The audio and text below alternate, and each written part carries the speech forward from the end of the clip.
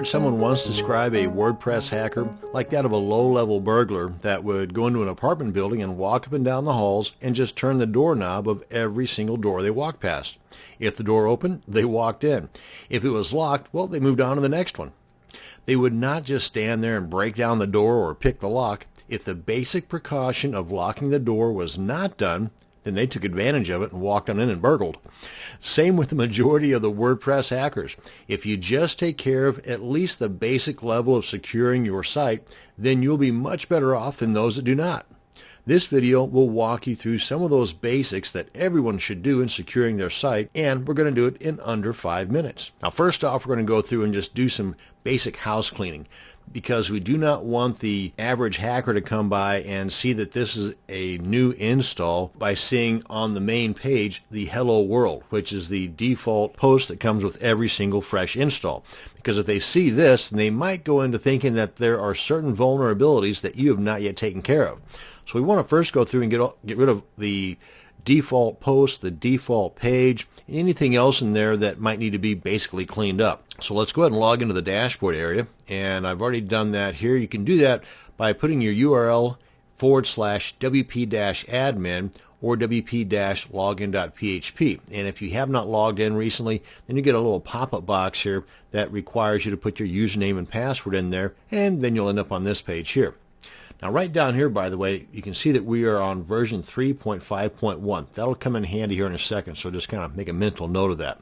So first off, we want to go into Posts and Pages. Wait a minute, before we do that, let's bring in my timer here so I know that this is going to be done in less than 5 minutes. There we go. Let's go ahead and click this guy, get him started. And by the way, a little hint, if you go into Users and click on Add New and create a new administrator account, then delete the default admin username administrator account, then that will automatically delete all of the associated posts and pages that were assigned to that original admin. That is, of course, if you don't reassociate them with the new one. That said, let's go on into Posts, go to All Posts, and really you shouldn't have admin as your username anyway. That's a major no-no. And let's go ahead and get rid of the Hello World, trash that one. Come on into Pages, get rid of the sample page, that's the default guy there, trash that one. And while we're in the cleanup mode, we want to, oh yeah, and if you're in an older version of WordPress and you've got the old blog roll thing that was defaulted installed on your site, go ahead and get rid of all those links in there too. I never liked them anyway, but some people do. If you don't, then I'd say get rid of them.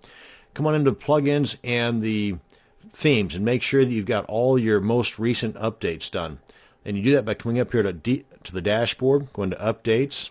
This will show you all of them, not just the plugins. So if you got themes that need updated, you can take care of that too. Let's go ahead and get rid of this guy here, get him fully updated. That's also where you can see the updates for the core of WordPress as well. That would be right here. But you can see here where you've got the most recent going right now. Now then, that said, if we do not have the most recent, then you want to make sure that you're not telling the world what version of WordPress you're using, because you have certain updates of WordPress to plug certain security holes. And if a hacker sees that you're using 2.9 or 3.2 and they know of a potential security measure there that they can take advantage of, then they're going to. So you want to make sure that if you're not using the most recent version, which you should be, but maybe you got a client that swears by version 3.2 or whatever, you want to hide that version from being shown to the world. Let me show you what I'm talking about. If we right click, go to View Page Source, I'm going to Control F to do a find. Let me get this guy out of the way here. And I'm going to find 3.5.1. And we see we've got 4 instances of that right here. So we want to get rid of these 4 instances right now. And we do that by logging into our cPanel control panel. You can do the same thing by going to an FTP client. Go to File Manager. Oh, and by the way, while I'm in File Manager, there's a couple of files in here we can get rid of too.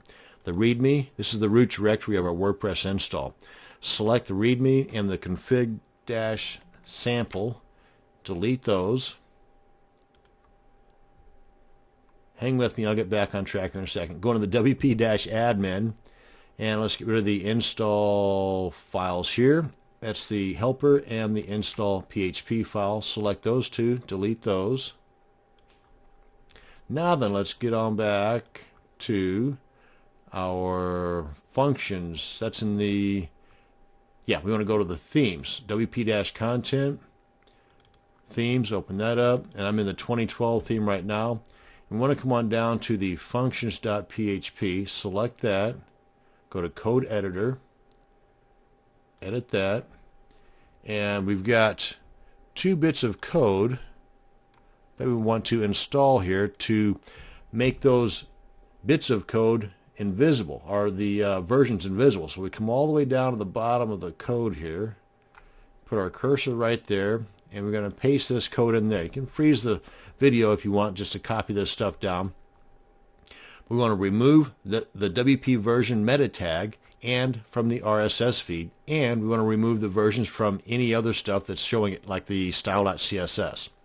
Come on up here and save changes. Now we want to come on back here and let's close this guy out here. Refresh that.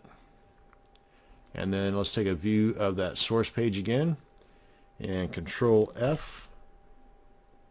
Get you out of the way there. And see how many we got? 0 for 0.